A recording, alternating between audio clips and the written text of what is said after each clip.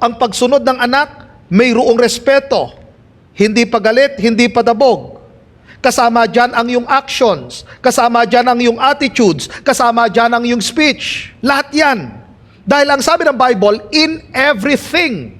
Sa lahat ng bagay yan.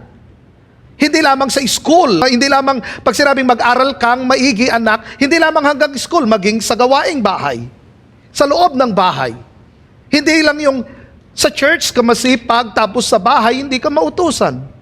Kapag sinabi nating obey, kung ano yung sinasabi ng mga magulang, as long as na hindi naman bumabangga sa salita ng Diyos, yung kanilang sinasabi na, mga anak, mag-aral kayo maigi, wag muna kayo magjowa. Hindi masama yung turo na yon.